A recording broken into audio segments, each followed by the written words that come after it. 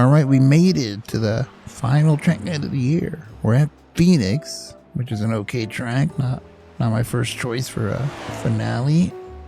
So let's just keep things simple here, get to the keys to the race card. 1, cold tires is on the list because it takes a little bit for them to get up to temp. This lap was done on the second lap. Number 2, there's a big ass front stretch on the dog leg, so you can go like 12 wide, so big wrecks can happen.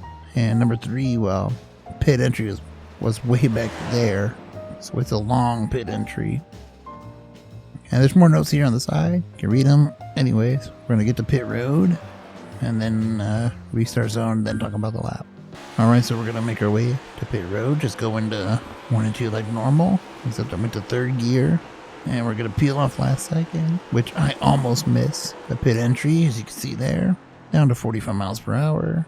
Let me speed this up because, like I said, it was a long pit road.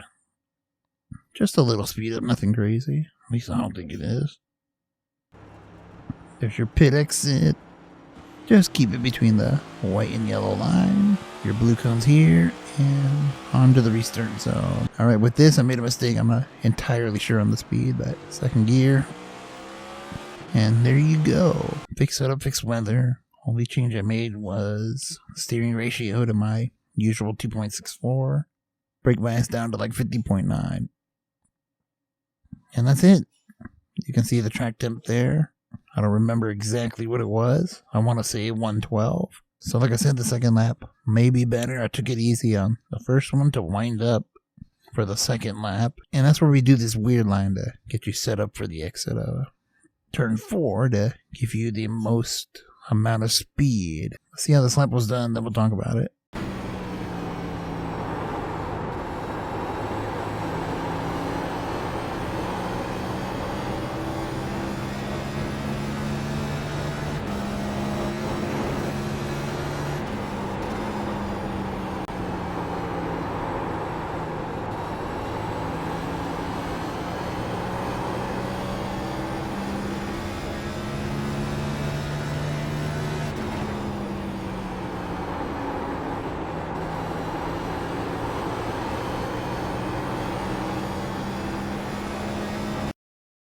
Alright, there you have it for a 26.8, which is a little bit quicker, I think, than last time. So let's back that up and talk about it. Alright, so let's talk about the lap real quick. The front end kind of has a push to it on entry, which is also weird to say because the rear end kind of does the opposite. And 3 and 4, it's relatively neutral. Doesn't want the snap plate exit.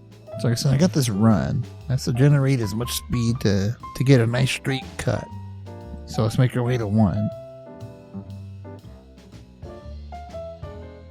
And it is kind of recommended to take this cut just to keep some load off the tire, even though you aren't bouncing quite a bit. So let me pause it here because there's kind of a very narrow window of where I'm braking, and it's looking at these 2 cones here. You see it right there in the center. Got the 1 cone, you got the 2 cone, and that's where I'm braking. So let me really slow-mo it. We're in 5th gear, by the way. I'm gonna start braking right about here.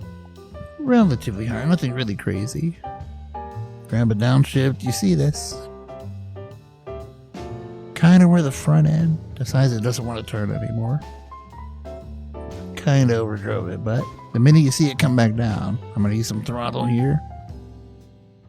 Some throttle, and we're going to point it back down, but don't go crazy with that. You just want it to rotate just enough so you can get the run off the corner. This is where the car kind of breaks loose. Late exit. Then we set ourselves up for turn 3, which again is cones. You got the 3. You got the 2 and the 1 way in the distance. It's kind of what we're looking at is between the 3 and 2 again. Slow-mo it. Braking kind of straight down. Well, we didn't downshift this. We left it in 4th gear. But here you want to get right to the yellow line. No earlier, no later. And start picking the throttle up because we're going to use all the track to track out all the way to the exit. And there you go. I don't know how much more to explain it than that. It's an oval. Alright, that's it for this track guide. Final one of the year. Not really much more else to say. I might be back. Oh, who am I kidding? I'll be back for sure next year. Because we get some more horsepower, and that's enough motivation for me. So, yeah. Have a fun off season. Sim Racing Chewy sign.